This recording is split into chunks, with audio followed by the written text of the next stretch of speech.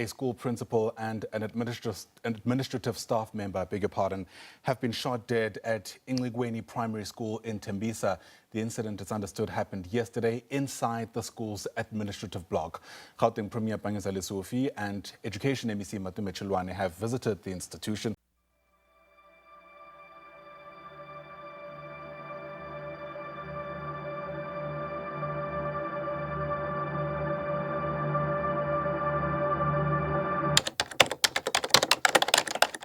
It was late afternoon on the 18th of November 2025 at Inxiweni Primary School in Tembisa, Gauteng, a place meant for learning, for growth, and for hope. But in a single, violent act, that sanctuary turned into a crime scene. 2 respected school employees were gunned down in cold blood, shocking the entire community. This is not just another crime story. This is the Inxiweni Primary School Double Murder, a tale of betrayal, greed, and a plan that turned deadly. The day started ordinary. Teachers and staff were preparing for a meeting that same week. Among them were the school principal, Ruth Nozibele-Tabu, 58, and the administrative clerk, Nobantu Njombini, 55. According to reports, they were in the administration block late in the afternoon. Around 4:15, gunshots rang out. Colleagues who were nearby offices reportedly heard the blasts, and in fear, they hid until the situation seemed safe.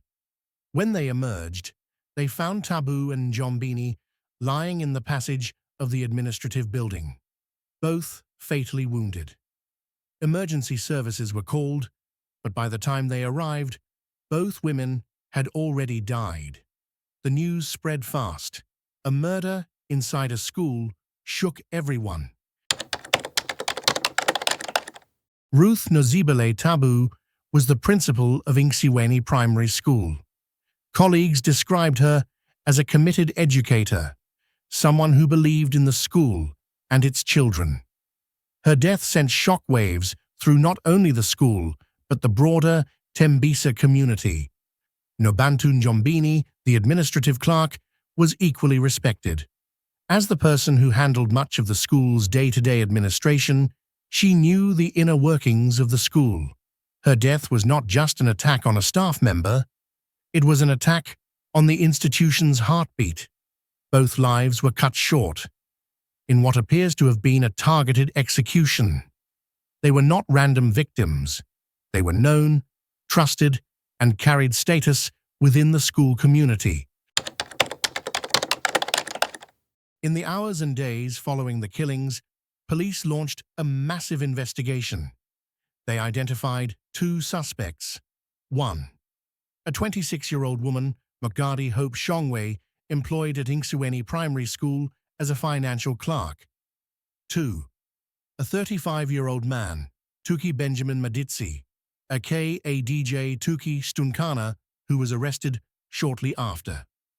On 19th November 2025, the 26-year-old clerk was arrested in connection with the murders. Then, in the early hours of 21st November, the second suspect and the 35-year-old man was apprehended. Both suspects are due to appear in the Tembisa Magistrates Court to face 2 counts of murder. 1 for Ruth Tabu, 1 for Nobantu Njombini. What could drive one school employee to allegedly kill her colleagues and possibly hire a hitman? Police and journalists have uncovered a chilling motive: financial misconduct. Investigators allege that the 26-year-old clerk misappropriated funds, specifically roughly 52,750 rand from a school account was moved into her personal account. When questioned about this transaction, she allegedly decided to hire hitmen to permanently silence those who might expose her. Police say that during the arrest, they seized her phone, laptop, and cash, potential evidence of a premeditated plot.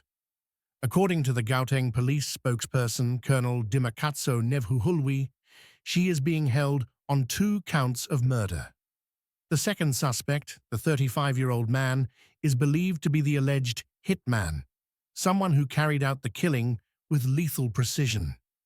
Although the exact nature of his relationship with the clerk is not publicly spelled out, early reporting suggests a connection. She allegedly paid him or organized him for this very purpose.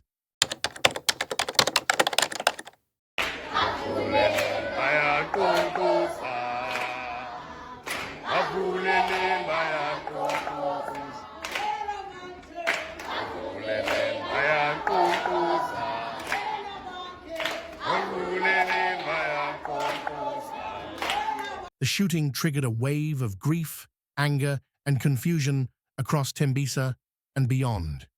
The Gauteng Department of Education expressed deep shock, calling the murders senseless and brutal. Gauteng Premier Panyaza Lesufi, along with the Education MEC Matome Chiloane, visited the school that same evening to console staff, learners, and families. Psychosocial support teams were dispatched to provide trauma counseling to both staff and pupils, many of whom witnessed the aftermath or heard the gunshots. The fact that this happened within a school, a place trusted by parents, where children go to learn and grow, made it especially heartbreaking. For many, the school was supposed to be a refuge, not a battleground. Can confirm as the MPA that the first accused is Mukhadi Hope Shongwe, and the second accused is Uki Benjamin Maditi. So they will both remain in custody until the 1st of December, when they'll be back in court for the court to set the date for their bail hearing. For now, we are going to conclude our investigations in respect of the bail application that must be heard by the court. From the first moment, law enforcement treated this as a priority case. According to Colonel Nevhuhulwi, the police quickly identified the first suspect and made the arrest on the 19th of November. Later, they arrested the second suspect, the man thought to be involved in executing the murder. In the course of the investigation, the police are examining bank statements, digital communications, and financial records, focused especially on the transaction that allegedly triggered everything.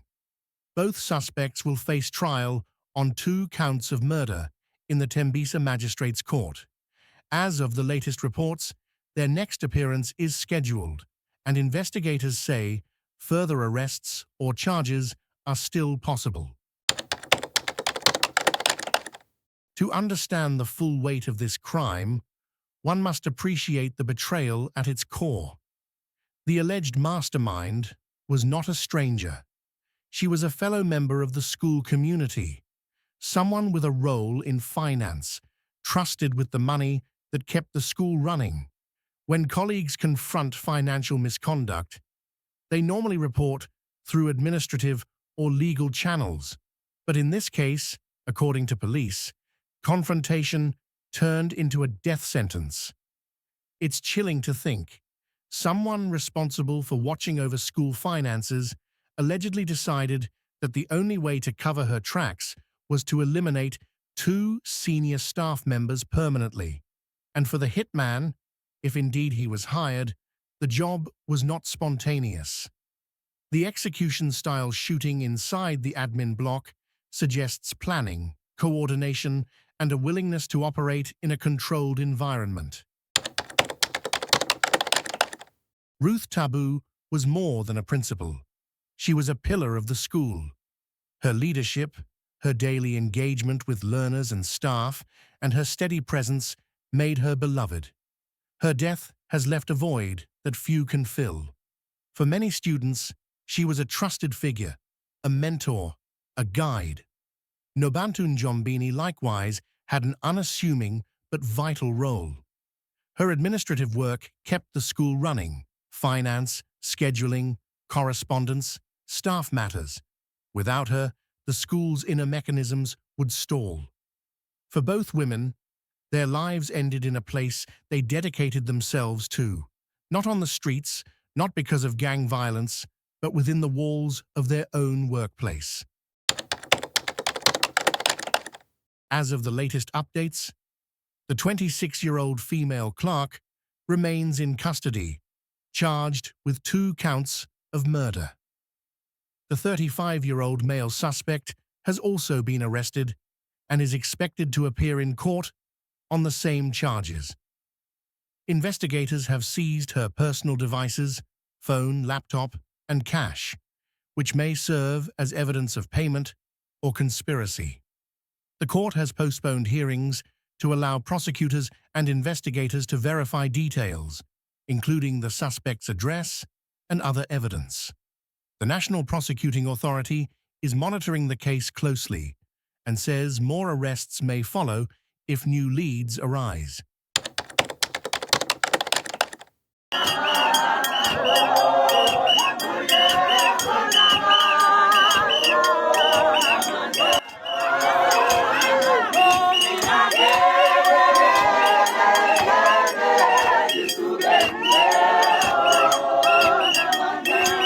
The Inxiweni Double Murder is more than a tragic headline. It is a stark reminder that corruption and violence can intertwine in the most unexpected places, even schools. What began allegedly as a financial cover-up ended in brutal murder. For the Tembisa community, the pain is real. For the families of Ruth Tabu and Nobantu Njombini, grief is unanswerable. And for all of us, the case prompts difficult questions. How do we safeguard institutions against internal betrayal? How do we protect public servants, especially in education, from those who might exploit their power? And how can we ensure justice is swift, fair, and thorough? As the court proceedings unfold, one thing remains certain. The memory of Ruth and Nobantu will not fade. Their legacy as dedicated educators and administrators deserves justice, and their story demands accountability.